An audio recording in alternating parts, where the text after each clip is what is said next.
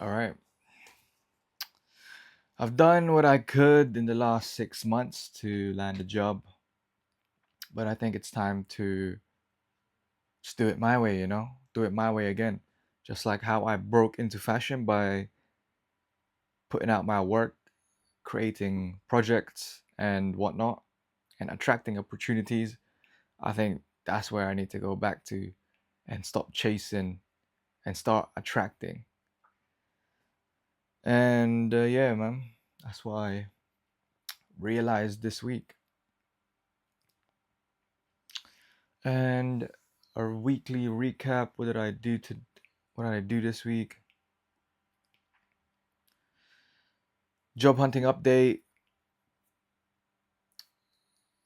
Things are going good. Ish. Ish. Things are going good. Why did I say that?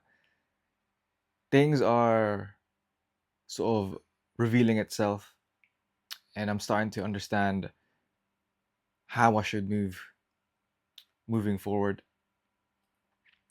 So I'm not gonna name names, man. I don't wanna jeopardize. I don't know if I'm saying that right. Jeopardize future works with this company, but I received a design task for this company, and I just felt that it's very exploitive, and I have enough skin in the game to know that that shit's a red flag. So I'm like, very wary on if I want to even do this, or even I know I can do the design task easy, but do I want to join a certain company that exploits creatives? I'm a creative myself. I'm a proud creative, and exploiting creatives is something I would not personally do. So yeah, that it goes against my morals, and that got me reflecting on also my salary expectations at this point in my life, and then in at this point in my career, especially being in London. I also got back to being active. I recently joined a gym nearby that's like literally 2 minute walk. I've always had like, even though creatively my discipline is on point, but when it comes to being active and whatnot, in terms of exercise, it's always been a on and off situation. So I'm trying to improve that.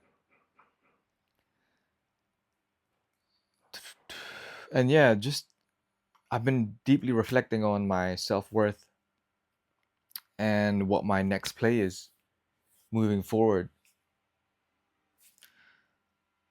Yeah, man.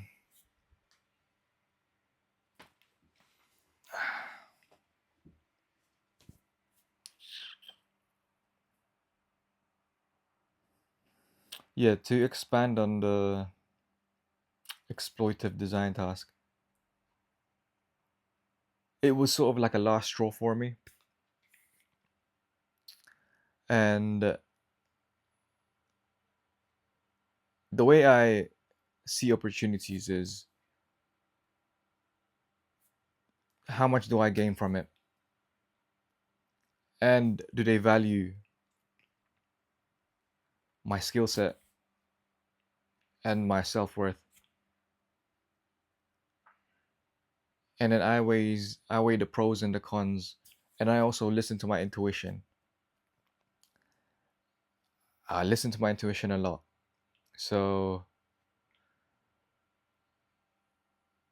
even before, maybe, yeah, I don't know. So when applying to this company, I didn't really saw it as a long term anyways. It was like get in, get out. It aligned because it's very aligned with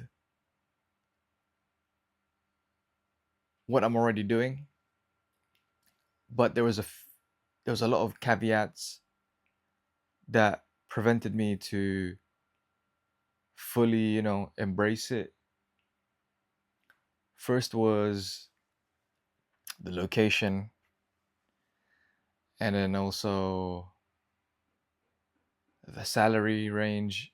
The thing is, I gave a very low salary range because of the location, because it's not in London. But then when I calculated sort of like the sort of the details, it was just not worth it, it wasn't worth it.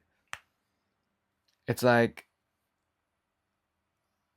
I'd be paid the same amount as my bar job if I were to go full time at this bar job. And that shit don't make sense.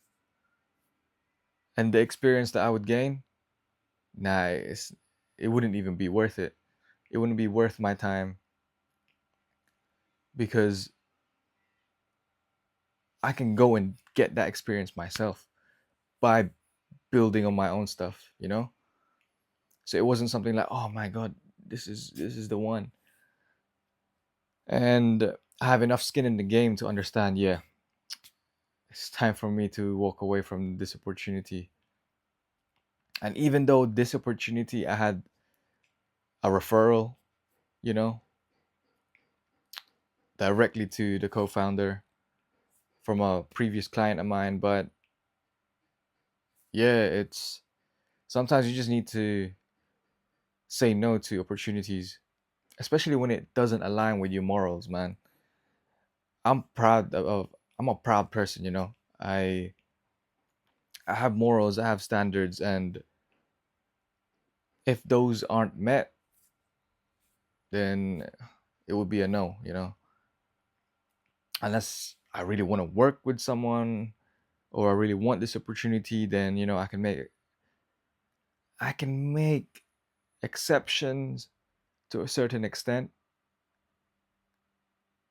but I like having morals, I like having boundaries. It's like that saying, if you believe everything, then what do you really believe in? So I like to set standards, set boundaries, especially when it comes to morals surrounding creativity, being a creative.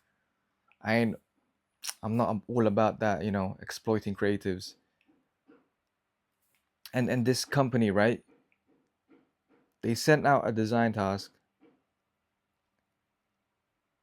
that required multiple deliverables, which me freelancing, I would charge a minimum £1,000. You know what I'm saying? This is these are deliverables that takes time to do as well, you know? That's why I was like, there's no compensation for this. I mean, there was no mention of compensation. And just imagine, yeah, how many creatives that don't know better that jump on this, you know? They're essentially doing free work and building this company's uh, pool of references. And what do they get in return? Nothing. Fair enough if that one person gets in, but then even then, the amount of deliverables that needs to be done in order to be hired, shit, man, nah, man, it's it's very borderline, hella exploitive. And for me, I ain't all about that. That for me, that's a red flag. As soon as I saw it and how extensive it was, I was like, nah, man, I ain't. I'm not desperate. I'm not desperate. And just imagine, yeah, if this company treats creatives like that off the back, and they aren't even part of the company yet. So what does that tell if you're already in the company? You know, when you're in there, you're probably gonna get hella overtime, overworked, underpaid, and nah, man. I already saw my future, and I was like, that ain't worth my time. And that's the thing, you'd only know about these type of things. I've been 5 years in the game, in the creative industry in as a whole, and that's from architecture, fashion, and freelancing, the whole fucking lot. So I ain't no kid, I'm not like some fresh out university graduate that don't know better and that's just jumping on things just because, oh, I need a job now, I need this, I need that. Man, it's not even ego, I could do this design task easily, but I know my value, and then I have my morals, and this one was just stepping all over it. And fair enough, I would have done the design task if it wasn't asking for so much deliverables, and that first impression of it just wasn't it, man.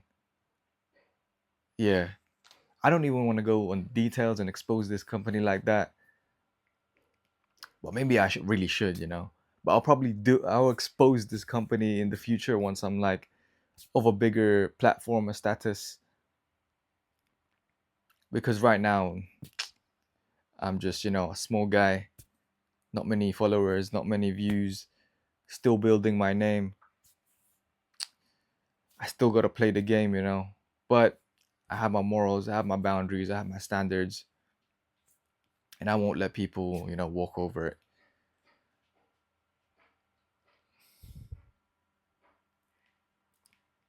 And I'm done accepting low value opportunities. 100%, man. I'm approaching my 30s, yeah. I ain't got time for low budget shit. Cool. That's what allows you to build sort of relationship in the beginning. Or if you're just starting your career or whatever. But I've been done, started. I've started 5 years ago. Like I ain't trying to go 100 steps back just to get here. Nah, man. I'll pick and choose my battles. It's like a boxer. You're strategic with your career. You When you're at the very beginning, you pick and choose and build up your resume. But I'm at this point where, yeah, what I choose, it should make sense.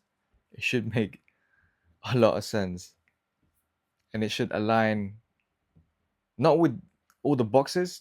It shouldn't tick all the.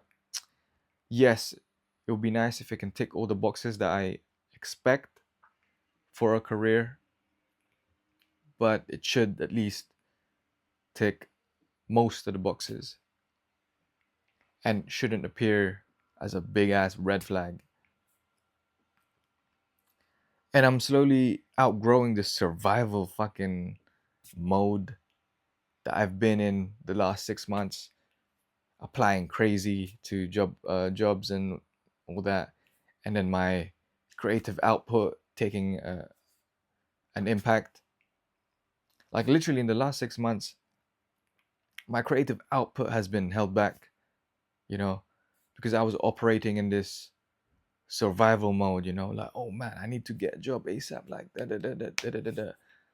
But then I just had to like take a few steps back this week and be like, yo, you've derailed, man. This ain't you. This ain't you, man. Get back into that, to your true self, Create, create, create. Allow the opportunities to be attracted. Don't be chasing no opportunities. I don't want to be chasing opportunities. The right ones will come to me, and it will be frictionless.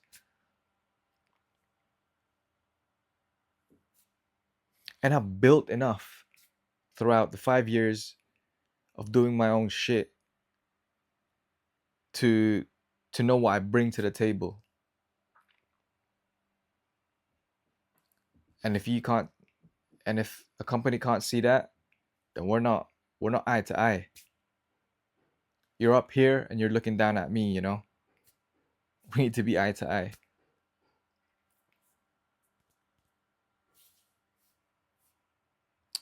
And I need to prioritize work, whether it be personal projects, client work, that respects my skill set, that respects my vision and my experience. Because, you know, I'm, like I said, I ain't all about, you know, exploiting creatives. And if we can't talk eye to eye, then I gotta step back. This ain't for me. And yeah, like I said, it's just no longer about chasing. It's time to start attracting again. Just like how I did for fashion. I produced a lot of works, personal projects, and shared them online, and then that garnered attention, that created opportunities. I am the powerhouse, you know.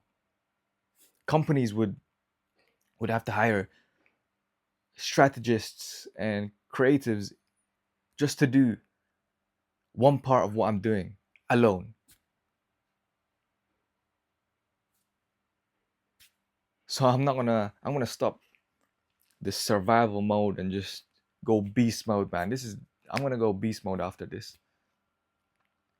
And then all these companies that rejected me, bro, you missed out, man. You could have had me and your team, but you priced yourself out. You had too many red flags, and you overlooked me. Oh, one of these days, I'm gonna name and shame, man. Name and shame. I haven't built enough of a platform to do damage, but I'm a name and shame. Sometimes I can get petty, but we'll see. We'll see. And yeah, that just goes back to the point that I'm saying. Yeah, when I'm in the position of power and that my practice is built up, I will not exploit creatives. If I want to work with a certain creative, they should be paid. You know, fuck a free work. I mean, I've done free work in my days, you know, but that was at an expense of gaining experience, gaining knowledge. But then you have to really analyze these things. How much knowledge do I gain from this experience? And long term wise, would I be burnt out? You just have to analyze and then weigh the pros and the cons. And if there's too much cons, then you know, walk away from the opportunity.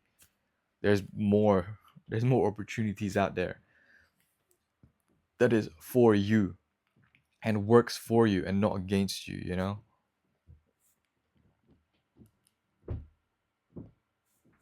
And yeah, I'm sure this practice of sending out design tasks to creatives that are applying for jobs, creative jobs, I'm sure this is the motherfucking norm. But you know, for me, fuck that shit, man. Exploiting creatives, nah, man, you can fuck off. Like, and that, not even pardon, don't, I'm not even gonna say pardon my French, man. Like, I know it's business, but you know, I'm not all about exploiting. Shit. That long term wise is not, you're gonna crash and burn. I'd rather build a business slow and truthfully without, you know, exploiting creative, exploiting people. What is this? You buy your 20% now. We can keep rolling. But yeah, nah. For me, fuck all that exploitation shit, man. especially creatives like myself. Nah, man. That's why I'm gonna speak out on it and build a practice where it goes against that shit. It's harder to change something, to join an established company and change it from the inside. You gotta build your own shit and set a new standard. And then when they can't keep up with the new standard, that's when they will crumble. That's when people will start to wake up like, yeah, man, why am I doing this to myself? Why am I exploiting myself? I mean, they can't force you to do things, especially if you're just like, job hunting and interviewing.